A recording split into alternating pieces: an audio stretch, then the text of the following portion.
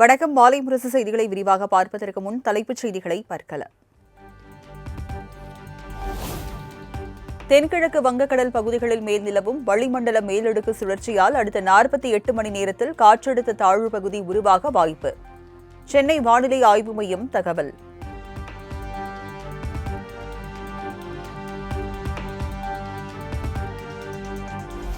தமிழகத்தின் வடகடலோர தமிழகம், புதுவை மற்றும் காரைக்கால் பகுதிகளில் பிப்ரவரி 26ஆம் தேதி வரை லேசான மழைக்கு வாய்ப்பு. சென்னை வானிலை ஆய்வு மையம் கணிப்பு.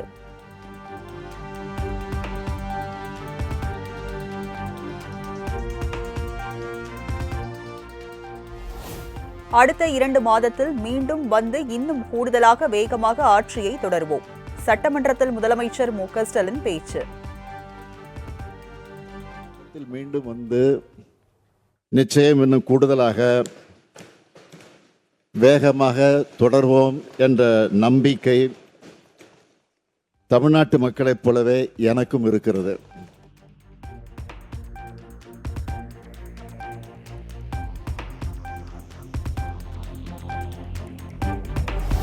தமிழ்நாடு ஆளுநருக்கும் தனக்கும் தனிப்பட்ட விரோதம் எதுவும் இல்லை என முதலமைச்சர் மு.க.ஸ்டாலின் விளக்கம். சுயமரியாதை சீண்டப்பட்டால் எதிர்குரல் கொடுக்கும் முதல் நபராக இருப்பேன் எனவும் பேச்சு. எனக்கும் தனிப்பட்ட முறையில் எந்தவித கருத்து வேறுபாடு கிடையாது. தங்களுடைய சுயமரியாதை எல்முனையளவு சீண்டப்பட்டாலும் அது யாராக இருந்தாலும் எதிர்குரல் கொடுக்கும் திசையில் முதல் நபராக நான் இருப்பேன்.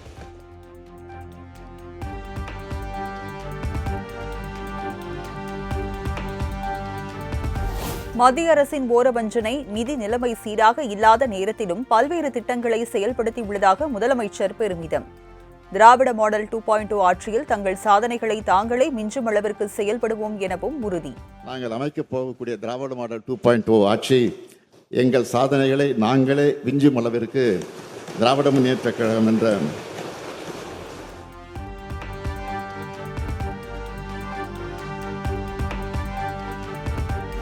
தமிழகத்தில் மீண்டும் திமுக ஆட்சிக்கு வரும். மு.க.ஸ்டாலின் முதலமைச்சர் ஆவார் என ஓ பன்னீர்செல்வம் அதிரடி கருத்து. அதிமுகவில் இருந்து நீக்கப்பட்டு தனித்து விடப்பட்ட ஓ பன்னீர்செல்வம் திடீரென திமுக ஆட்சிக்கு புகழாரம். அரசியல் சூழ்நிலை, கடந்த 5 ஆண்டு கால ஆட்சியினுடைய நிலை, அவர்கள் இந்த நாட்டுக்கு செய்த அந்த சாதனைகள் இவையெல்லாம் மக்களுடைய மனதில் ஆழமாக பதிந்திருக்கிறது. மீண்டும் ஆட்சிக்கு வரக்கூடிய வாய்ப்பு திராவிட முன்னேற்ற கழகத்துக்கு இருக்கிறது.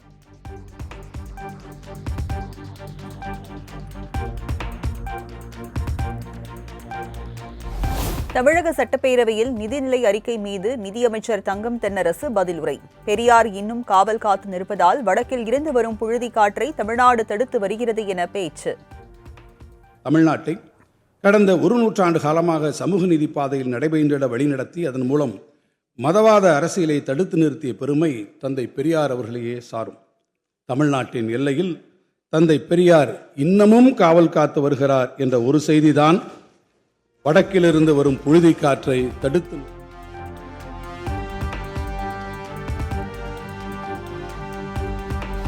தமிழ்நாடு தனியார் பல்கலை திருத்த சட்ட முன்வடிவை திரும்பப் பெறும் சட்ட முன்வடிவு பேரவையில் அறிமுகம்.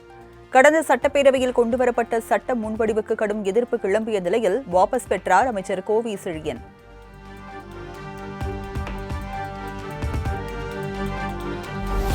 தமிழக சட்டப்பேரவையில் இன்றைய நிதிநிலை அறிக்கை மீதான பதிலுரையை புறக்கணித்த அதிமுக உறுப்பினர்கள். நிதியமைச்சர் தங்கம் தென்னரசு பதிலளித்த நிலையில் அதிமுக உறுப்பினர்கள் யாரும் பேரவைக்கு வராமல் புறக்கணிப்பு.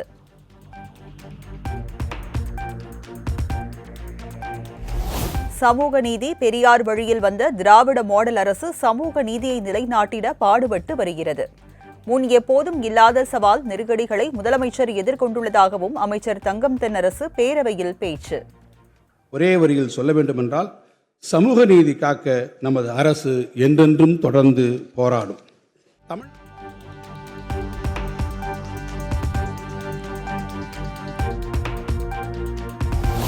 கடந்த 5 ஆண்டில் சாதி மத மோதல் தமிழ்நாட்டில் எதுவும் இல்லை என சட்டப்பேரவையில் நிதியமைச்சர் தங்கம் தென்னரசு தகவல்.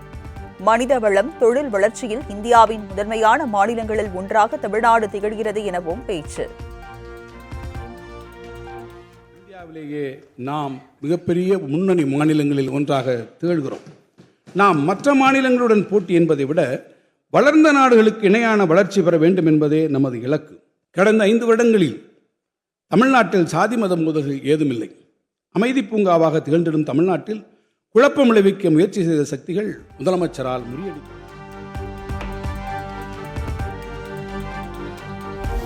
மெட்ரோ ரயில் மற்றும் ஜல்ஜீவன் திட்டங்களுக்கு நிதி வழங்காமல் நிறுத்தி வைத்துள்ளது மத்திய அரசு. இயற்கை பேரிடர், கல்வி என அனைத்து திட்டங்களுக்கும் நிதி வழங்காமல் தமிழகம் புறக்கணிக்கப்பட்டு வருவதாகவும் சட்டப்பேரவையில் நிதியமைச்சர் தங்கம் தென்னரசு குற்றச்சாட்டு. திட்டங்களுக்கு அனுமதி மறுப்பு, நிதி ஒதுக்கீடு நிறுத்தி வைத்தது, மும்மொழிக் கொள்கையை வலியுறுத்தி அனைவருக்கும் கல்வி திட்டத்தில் ஒன்றிய அரசின் உதவியை நிறுத்தியது, ஜல்ஜீவன் திட்டத்திற்கு நிதி மறுப்பு என பல்வேறு நிதிச்சுமையோடு தான் நாம் நிர்வாகத்தை நடத்தி கொண்டிருக்கிறோம்.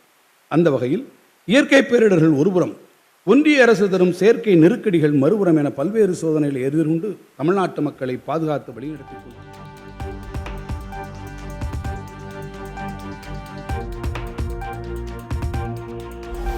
மகளிர் உரிமை தொகை துல்லிய தாக்குதல் அல்ல, தாயுமானவரின் அன்பான அரவணைப்பு என நிதியமைச்சர் தங்கம் தென்னரசு பேச்சு. கலைஞர் மகளிர் உரிமை தொகையை யாரேனும் நிறுத்த முற்பட்டால் தமிழ்நாடே கொந்தளிக்கும் எனவும் ஆவேசம்.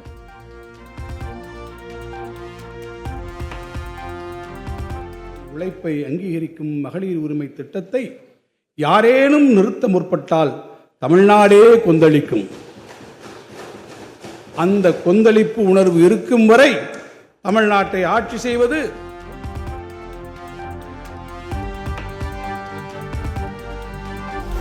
கடந்த 5 ஆண்டுகளில் என்ன சொன்னார்களோ அதே அரைத்த மாவை அரைத்துள்ளனர். திமுக அரசு அனைத்திலும் ஃபெயில் என பாஜக மாநில தலைவர் நயினார் நாகேந்திரன் பேட்டி.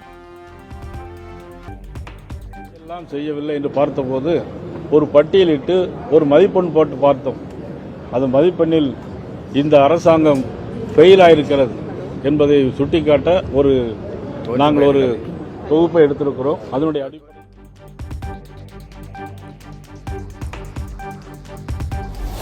வேளாண் பட்ஜெட்டை குறை சொல்ல முடியாமல் இருந்தவர்கள் இந்த ஆண்டு தேர்தலை மனதில் வைத்து குற்றச்சாட்டு. வேளாண் துறை அமைச்சர் MRK பன்னீர்செல்வம் சாடல்.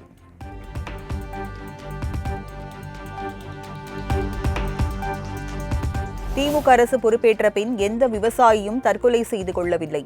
652 அறிவிப்புகளை செயல்படுத்தியுள்ளதாகவும் வேளாண் பட்ஜெட் மீதான பதிலுரையில் அமைச்சர் MRK பன்னீர்செல்வம் விளக்கம்.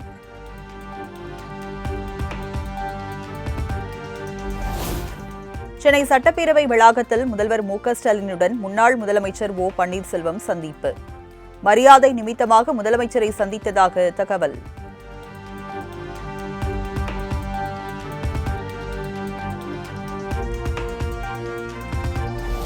எம்ஜிஆரின் மதிய உணவு திட்டத்தை போல் தமிழ் சமூகம் இருக்கும் வரைக்கும் காலை உணவு திட்டத்தை பேசிக்கொண்டே இருப்பார்கள். தமிழகத்தில் மீண்டும் ஸ்டாலின் தலைமையில் ஆட்சி அமைய வேண்டும் என்று OPS ஆதரவு MLA ஐயப்பன் சட்டப்பேரவையில் பேச்சு. மக்களின் சார்பாக நன்றி தெரிவித்துக் கொண்டு வருகின்ற தேர்தலில் மீண்டும் வெற்றி பெற்று தமிழகத்தின் முதல்வராக நமது மாண்புமிகு தலைவர் மு.க. ஸ்டாலின் அவர்கள் வர வேண்டும் என்று புரட்சி தலைவர் எம்ஜிஆர் ஆசியோடும் புரட்சி தலைவி அம்மா ஆசியோடும் மீண்டும் மீண்டும் வர வேண்டும் என்று இந்த நேரத்தில் நான் அவர்களை வாழ்த்தி எங்கள் அண்ணன் OPS அவர்களின் வாழ்த்துக்களோடு நான் நன்றி கூறி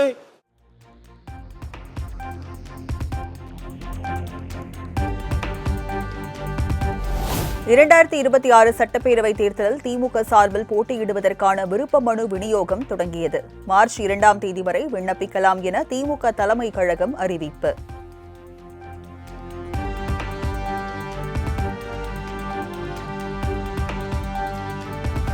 தேமுதிக சார்பில் விருப்ப மனு அளித்தவர்களிடம் பிரேமலதா விஜயகாந்த் நேர்காணல். சென்னை கோயம்பேடு அலுவலகத்தில் நடந்த நேர்காணலில் கலந்து கொண்ட தேமுதிக நிர்வாகிகள்.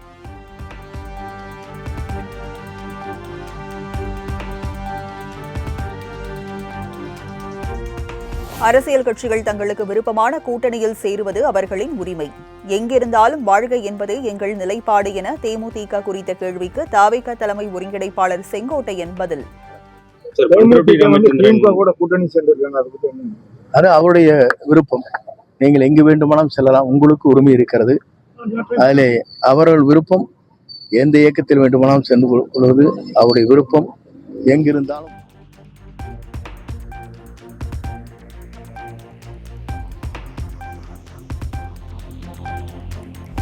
பாமக நிர்வாகிகளை அங்கீகரிக்க கோரியும் மாம்பழம் சின்னத்தை முடக்க கோரியும் ராமதாஸ் தரப்பு தொடர்ந்த வழக்கு. உட்கட்சி விவகாரம் தொடர்பாக உரிமையியல் நீதிமன்றத்தில் நிவாரணம் தேடிக்கொள்ள உத்தரவிட்டு மனுக்களை தள்ளுபடி செய்தது சென்னை உயர்நீதிமன்றம்.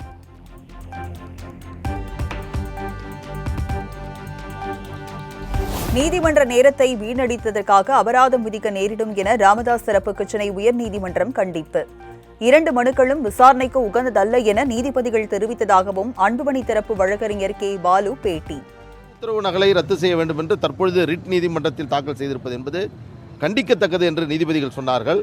அப்பொழுது தலைமை நீதிபதி தேவையில்லாமல் நீதிமன்றத்தினுடைய நேரத்தை இப்படி வீணடிக்க செய்தால் உங்களுக்கு அபராதம் விதிக்க நேரிடும் என்பதையும் நீதிபதி அவர்கள் எடுத்து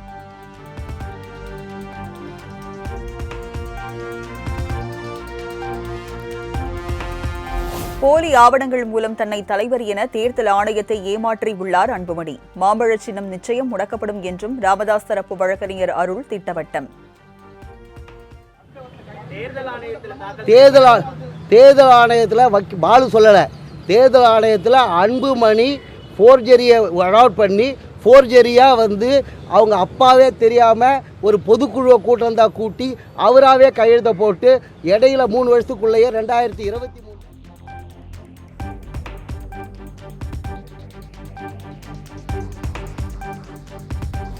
தாவேகா தலைவர் விஜய்க்கு மத்திய அரசு அழுத்தம் கொடுக்க ஆரம்பித்துள்ளது. தாவேகா கொள்கை பரப்பு பொதுச் செயலாளர் அருண்ராஜ் குற்றச்சாட்டு.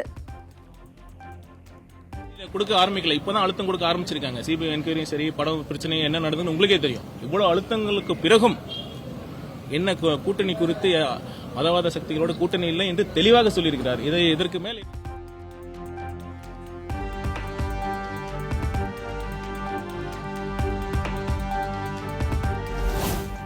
சட்டமன்ற தேர்தலையொட்டி தாவேகா சார்பில் வழங்கப்பட்ட விருப்ப மனு தாக்கல் செய்யும் கால அவகாசம் நிறைவு. சென்னை பனையூரில் உள்ள தலைமை அலுவலகத்தில் விருப்ப மனு கொடுக்க திரண்ட தாவேகா நிர்வாகிகள்.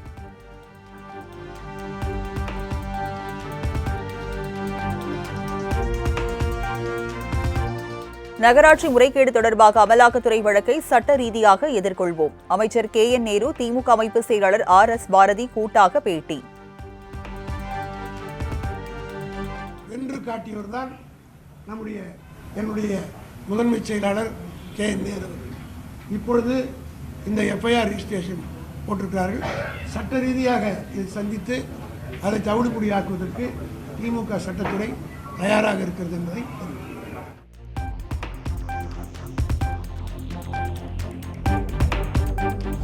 சென்னையில் பாஜக இளைஞரணி சார்பில் நாளை நடைபெறும் போராட்டத்திற்கு அனுமதி. போதைப் பொருள் புழக்கத்தை எதிர்த்து நடைபெறும் ஆர்ப்பாட்டத்திற்கு அனுமதி வழங்கப்பட்டுள்ளதாக உயர்நீதிமன்றத்தில் காவல்துறை தகவல்.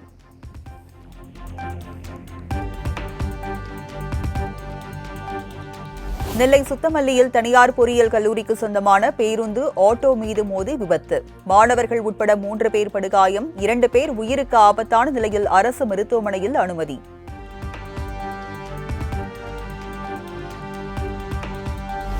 திருப்பத்தூர் மாவட்டம் வாணியம்பாடியில் உழவர் சந்தை பாதையை ஆக்கிரமித்த தினசரி காய்கறி வியாபாரிகள்.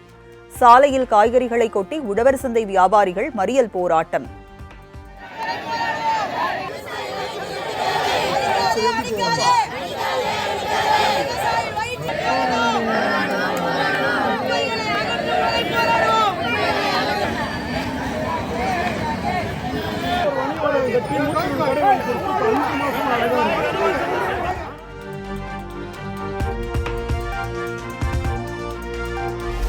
AI மற்றும் டீப்டெக் ஸ்டார்ட் அப் செயலிகளின் தலைமை அதிகாரிகளுடன் பிரதமர் நரேந்திர மோடி சந்திப்பு. விவசாயம், கல்வி, பாதுகாப்பு உள்ளிட்ட துறைகளில் செயற்கை நுண்ணறிவு பயன்பாடு குறித்த சாத்திய கூறுகள் பற்றி முக்கிய ஆலோசனை. இந்தியா அமெரிக்கா இடையிலான இடைக்கால வர்த்தக ஒப்பந்தம் ஏப்ரல் மாதம் முதல் நடைமுறை.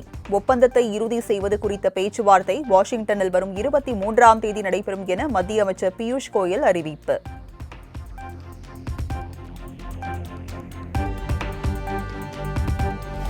உள்துறை அமைச்சர் அமித்ஷாவுக்கு எதிராக அவதூறு கருத்து தெரிவித்ததாக புகார். 2018ஆம் ஆண்டு பதிவு செய்யப்பட்ட வழக்கு விசாரணைக்காக உத்தரப்பிரதேச மாநிலம் சுல்தான்பூர் நீதிமன்றத்தில் நேரில் ஆஜரானார் மக்களவை எதிர்க்கட்சித் தலைவர் ராகுல் காந்தி.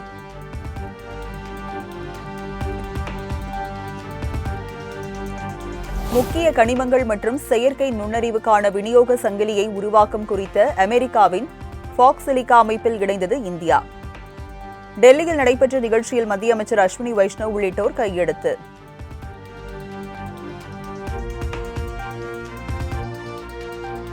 விண்வெளியில் இருந்து மனிதர்களை பாதுகாப்பாக பூமியில் தரையிறக்கும் பாராசூட் சோதனை வெற்றி. சண்டிகரில் நடைபெற்ற சோதனை ககன்யான் திட்டத்தின் முக்கிய மைல்கல் என பாதுகாப்பு ஆராய்ச்சி மற்றும் மேம்பாட்டு நிறுவனம் அறிவிப்பு.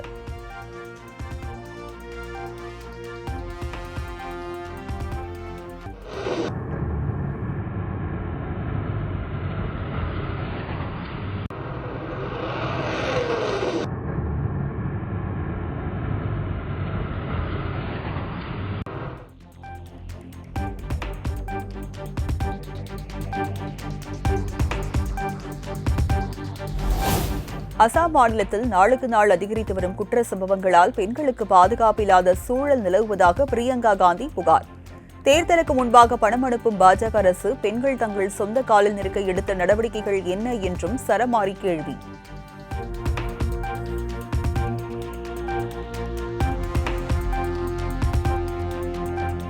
போரால் நிலைகுலைந்து போயுள்ள காசாவின் மறுசீரமைப்புக்கு 1.55 லட்சம் கோடி நிதி ஒதுக்கீடு. பல்வேறு நாடுகளின் தலைவர்கள் பங்கேற்ற வாஷிங்டன் அமைதி குழு கூட்டுக் கூட்டத்தில் அதிபர் டிரம்ப் அறிவிப்பு.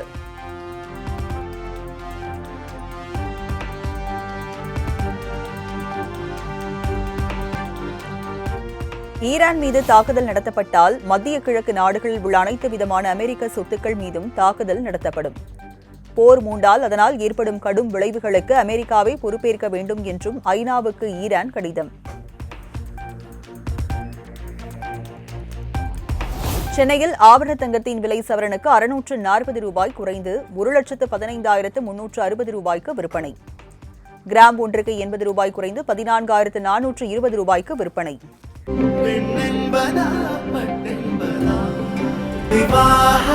மணப்பெண்ணின் பிரத்யேகமான திருமணம் விவாஹா தி சென்னை சில்க்ஸ்.